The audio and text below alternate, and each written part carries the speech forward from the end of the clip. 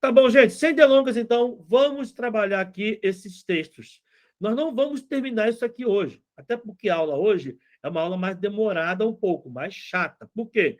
Porque eu vou ler os textos com vocês. A gente vai ler porque eu tenho que mostrar. Você já leu em casa, tá? Eu sei, mas nessa primeira aula eu preciso ler. E não é para tomar tempo, é porque a estratégia pede isso. Tá ok? Bom, temos aqui, então, o Instituto OCP, IPE Previdenciário, né?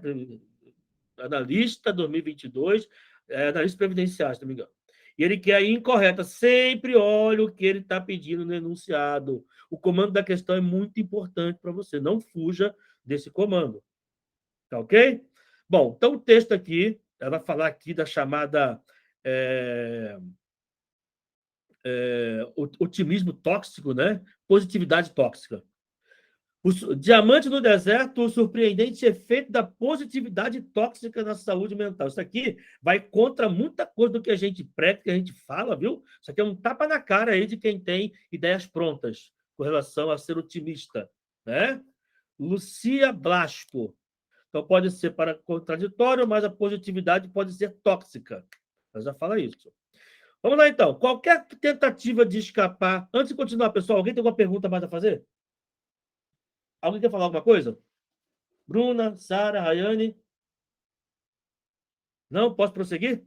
Então, qualquer tentativa de escapar do negativo, evitá-lo, sufocá-lo, silenciá-lo, falha. Evitar o sofrimento é uma forma de sofrimento. Olha que interessante isso. Escreveu o escritor americano Mark Manson em seu livro A Arte Sutil de Ligar o Foda-se. É precisamente nisso que consiste a positividade tóxica ou positivismo extremo. Impor a nós mesmos ou aos outros uma atitude falsamente positiva, generalizar o estado feliz e otimista, seja qual for a situação, silenciando nossas emoções negativas ou as dos outros. O psicólogo da saúde, Antônio Rodelar, especialista em transtornos de ansiedade e hipnose clínica, prefere falar em emoções desreguladas do que negativas. A paleta de cores emocionais engloba emoções desreguladas, como tristeza, frustração, raiva, ansiedade ou inveja. Não podemos ignorar que, como seres humanos, temos aquela gama de emoções que têm uma utilidade e que nos dão informações sobre o que acontece no nosso meio e no nosso corpo. Explica Rodelar a BBC News, né? Mundo. Para a terapeuta e psicóloga britânica Sally Baker, o problema da positividade tóxica é que ela é uma negação de todos os aspectos emocionais que sentimos diante de qualquer situação que nos represente o desafio. É desonesto em relação a quem somos. Permitir-nos apenas essas expressões positivas, diz Baker, nós nos escondemos atrás da positividade para manter outras pessoas longe de uma imagem que nos mostre imperfeitos. Olha que interessante. Quando ignoramos nossas emoções negativas, nosso corpo aumenta o volume para chamar nossa atenção para esse problema. Suprimir as emoções nos esgota mental e fisicamente. Não é saudável e não é sustentável a longo prazo, diz a terapeuta. Aí tá. Tereza Gutierrez, psicopedagoga, especialista. Note aqui, então, gente, o que ele está fazendo aqui para sustentar, ele não, ela, né? Para sustentar a sua ideia. Hã? Quem assistiu aí as aulas lá, o que ela está fazendo aqui? O que a Lucia Blas está fazendo aqui para sustentar a ideia, até aqui, da positividade tóxica como algo bem, como o nome já diz, tóxico, né? Positividade. Está citando diversas autoridades. O psicólogo Antônio Rodelar, a psicóloga britânica Sarah Baker, mas a Teresa Gutierrez. O nome disso aqui é argumento de autoridade. Ela está citando vários especialistas para poder fundamentar a sua tese, a sua argumentatividade. Chama-se de argumento de autoridade. Com isso, ela dá mais credibilidade àquilo que ela está defendendo. Tá ok? Isso é uma estratégia argumentativa, viu? Eu poderia fazer isso aqui por meio de estatísticas do IBGE, poderia fazer com base em pesquisa das quantas, estou aqui com base em autoridade, tá? Bem legal isso. Depois, Teresa Gutierrez, psicopedagoga e especialista em neuropsicologia, considera que o positivismo tóxico tem consequências psicológicas e psiquiátricas mais graves do que a depressão. Olha isso. Pode levar a uma vida irreal que prejudica a nossa saúde mental. Tanto positivismo não é positivo para ninguém. Se não houver frustração e fracasso, não aprendemos a desenvolver em nossas vidas, disse ele, a BBC Mundo. O ser humano tem que ter fracassos, tem que ter frustrações, que é assim que ele aprende e amadurece. A criança tem que passar por frustrações, tem que passar por algum fracasso, tem que chorar mesmo, que é assim que ela aprende. Infelizmente ou felizmente, o ser humano é assim. O positivismo tóxico está na moda? Baker pensa que sim, e atribui isso às redes sociais, que nos obrigam a comparar nossas vidas com as vidas perfeitas que vemos online. Instagram. Se houvesse mais honestidade sobre as vulnerabilidades, nos sentiríamos mais livres para experimentar todos os tipos de emoções. Somos humanos, devemos nos permitir sentir todo o aspecto de emoções. É ok não estar bem. Não podemos ser positivos o tempo todo. Gutierrez acredita que houve um aumento do positivismo tóxico nos últimos anos, mas principalmente durante a pandemia. Todas as emoções são como ondas, ganham intensidade e depois descem e tornam-se espuma, até desaparecer aos poucos. O problema é que quando não as queremos sentir, porque nos tornamos mais dóceis perante a vida que se aproxima. Stephanie Preston, outra autoridade, ó, professora de psicologia da Universidade de Michigan, nos Estados Unidos, acredita que a melhor maneira de validar as emoções é apenas ouvi-las. Quando alguém compartilha sentimentos negativos com você, em vez de correr para fazer essa pessoa se sentir melhor ou pensar mais positivamente, tudo vai ficar bem. Tente levar um segundo para refletir sobre o seu desconforto ou medo e faça o possível para ouvir a conselho especialista. É melhor você ouvir do que falar, vai lá, vai conseguir. Como aplicar isso na prática? Em vez de dizer, não pense nisso, seja positivo, diga, me diz o que você está sentindo, eu te escuto. Em vez de falar, poderia ser pior, diga, sinto muito que está passando por isso. Em vez de, não se preocupe, seja feliz, diga, estou aqui para você.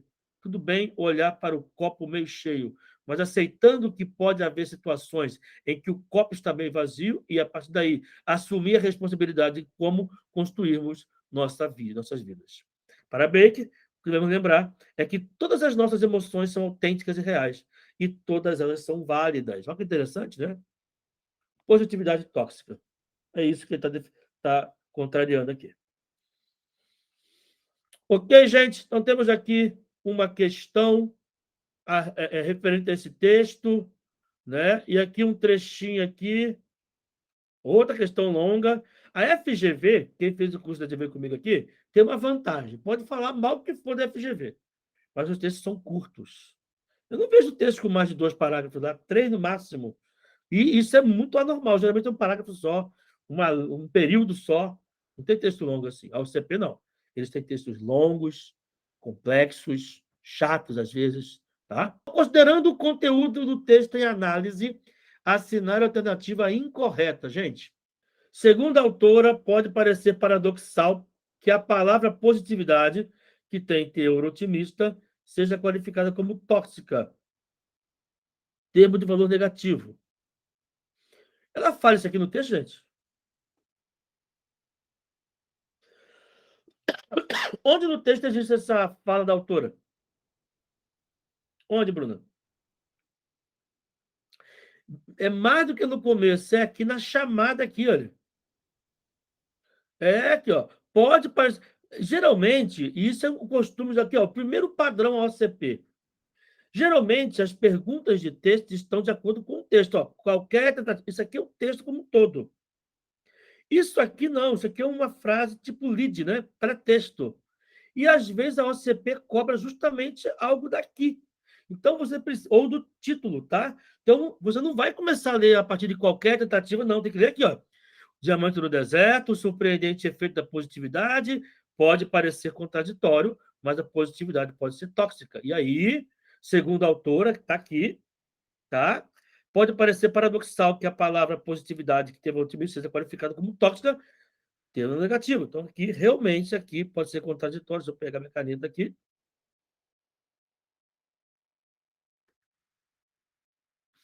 Então, aqui, olha, pode parecer contraditório, mas não é. Então, a letra A está certa, viu? É gabarito, então? Não, porque ele quer a incorreta. Então, a gente não marca a letra A. De acordo com o texto, positividade tóxica e positivismo extremo são expressões equivalentes no que tange ao sentido. Por que ela fala isso aqui?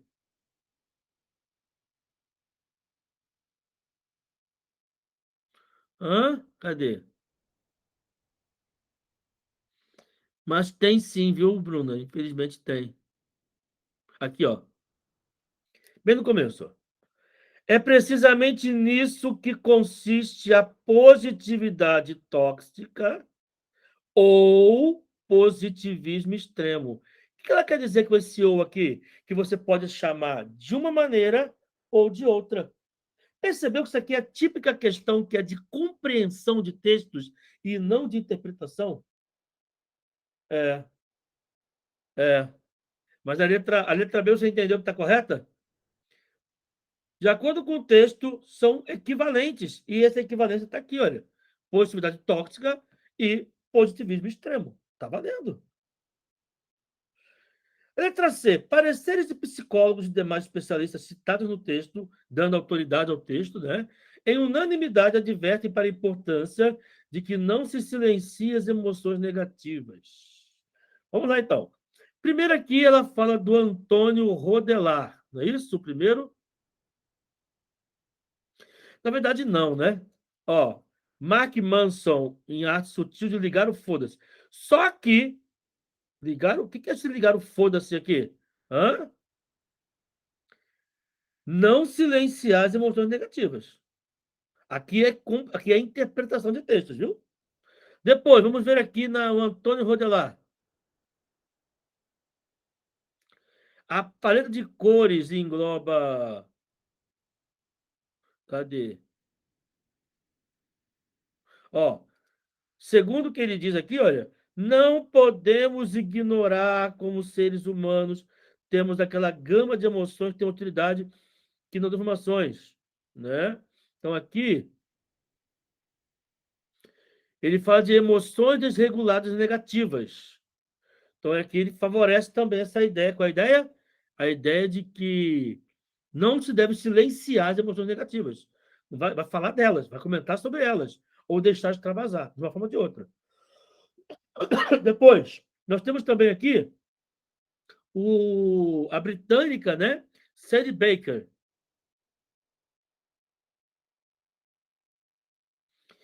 É desonesta em relação a quem somos, permitindo apenas expressões negativas positivas. Ou seja, ela defende que nós também manifestemos expressões do quê? Negativas. Perceberam? Depois, tem outra aqui, a Teresa Gutierrez. Tanto positivismo não é positivo para ninguém. Se não houver frustração e fracasso, não aprendemos. Está desenvolvendo, está defendendo também essa ideia de não silenciar as emoções negativas. Então, a letra C está correta, Bruna. Percebeu? Letra D. Para a psicopedagoga Teresa Gutierrez, verifica-se um crescimento do positivismo prejudicial na atualidade.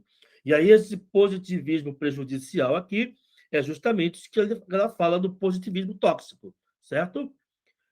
Sobretudo devido às dificuldades que se tem enfrentado em razão do flagelo da Covid-19.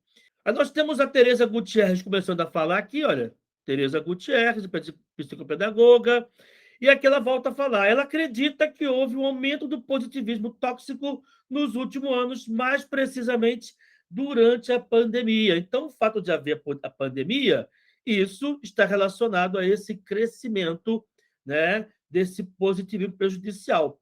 Como ele quer a incorreta, a letra D não pode ser a resposta, porque temos aqui sim a indicação da coisa.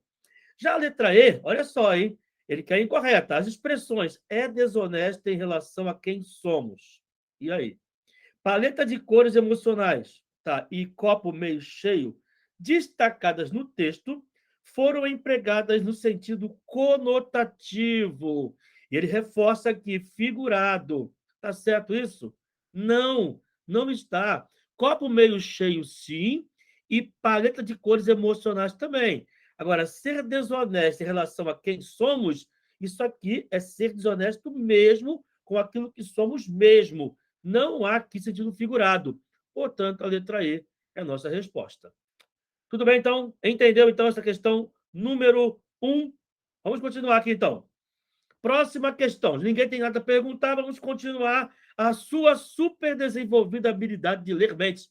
Olha que texto interessante. Eu escolhi esse texto aqui, deixei esse texto para que nós trabalhássemos, para que você perceba uma coisa muito importante. Que coisa, professor?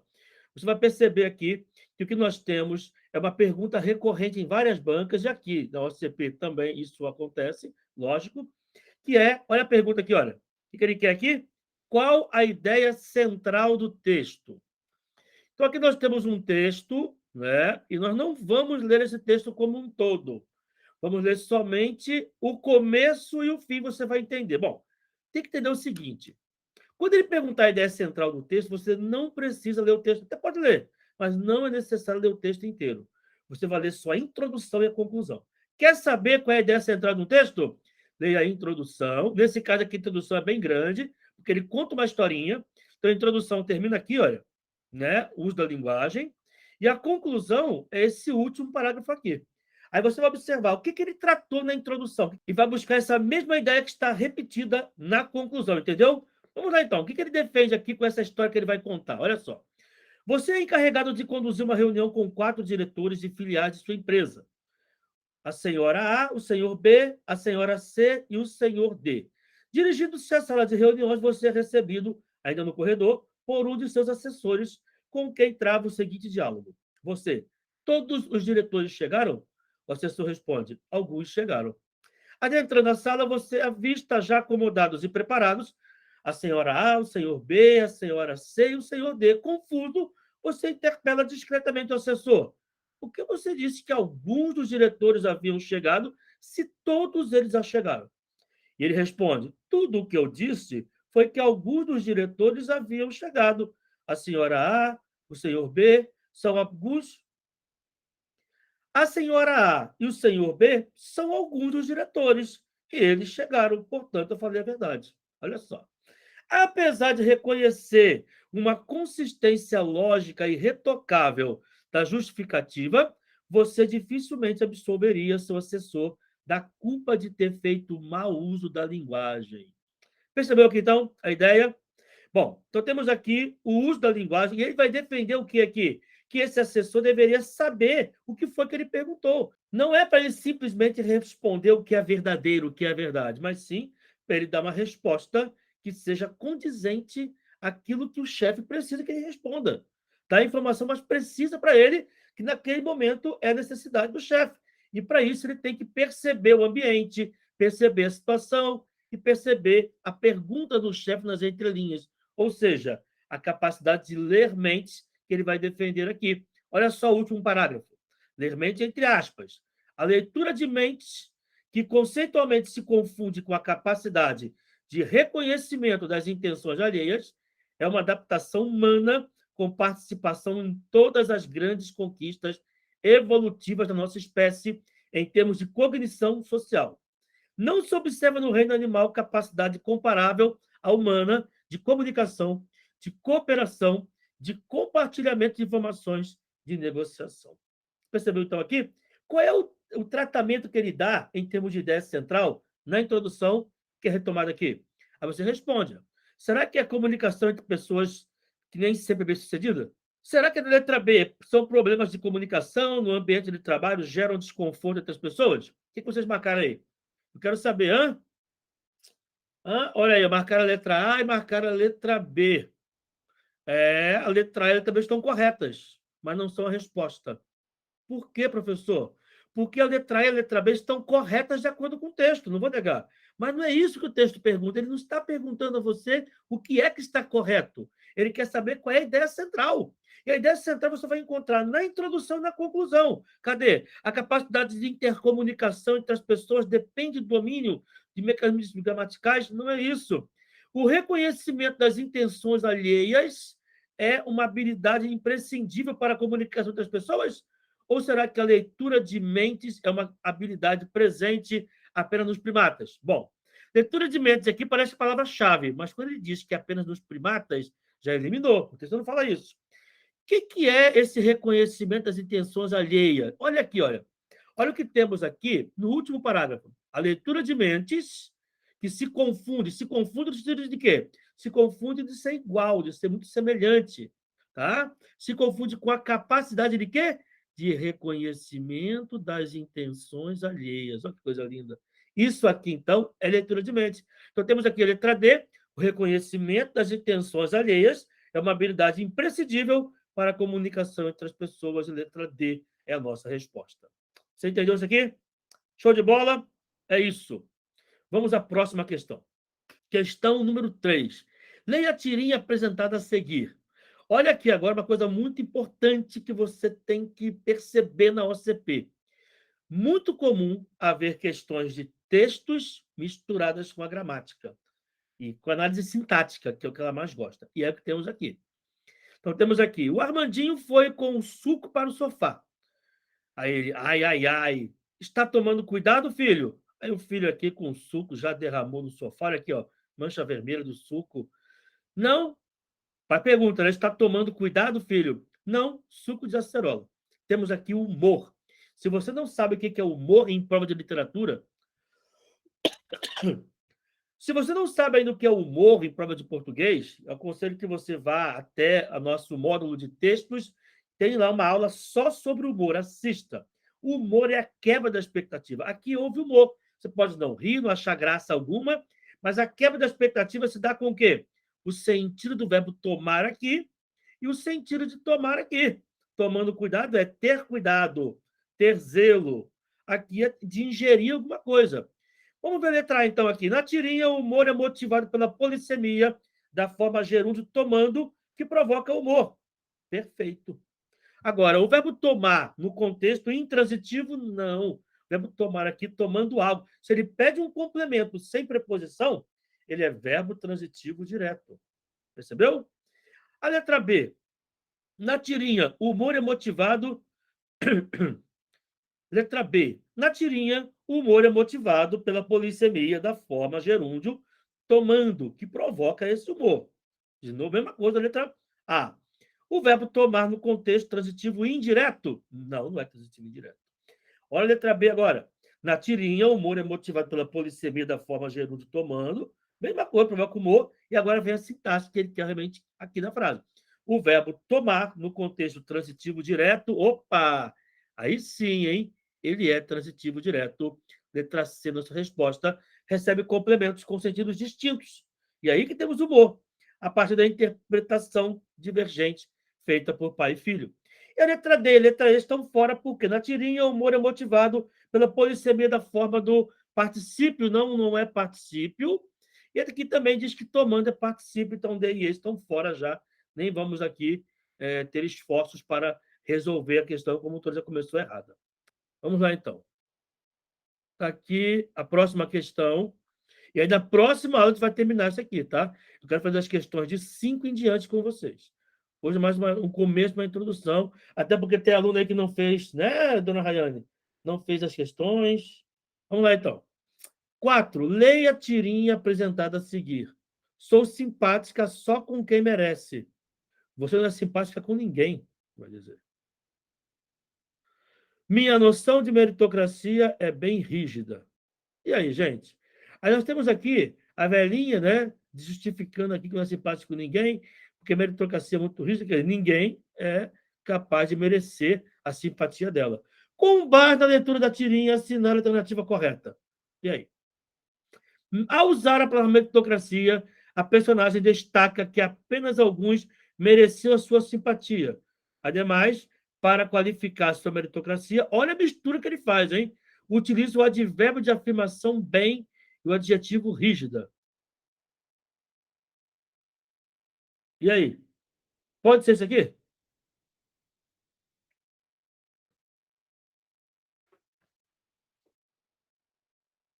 Só com quem merece. Usou, vamos colocar assim, ó. Pronto, consigo ler tudo. A personagem destaca que apenas alguns mereciam sua simpatia. Beleza. Ademais, logo depois, para qualificar a meritocracia, ela utiliza de verbo de afirmação bem. Muito bom, Bruna. Você, cadê? É bem rígida. Gente, entenda o seguinte, a Bruna já matou aí, ó. Toda vez que tivermos um advérbio ligado a um adjetivo, A única coisa que esse advérbio pode indicar é a intensidade. Mas o bem é o modo, só se for ligado a verbo. Tá? Ele estacionou bem o carro. É o modo como estacionou mal, estacionou bem. Agora, ele está bem feliz, ele está muito feliz. Modificou o verbo, o bem pode ser a intensidade? Até pode, mas é mais comum que seja modo. Modificou o que a gente chama de adjetivo, caso aqui rígida, que qualificou meritocracia, ou um advérbio, a coisa só pode ser, nesse caso, a intensidade do que é revelado. Tá ok? Então aqui está fora. Afirmação, não. A letra B, ao usar a palavra meritocracia, a personagem destaca que apenas alguns mereciam sua simpatia. Ademais, para qualificar sua meritocracia, adjetivos bem e rígida. Não, bem não é adjetivo. Bem é advérbio. Olha aí. Ó. Misturando aqui. C, ao usar a palavra meritocracia, a personagem destaca o que aqui? Que apenas alguns mereciam a sua simpatia.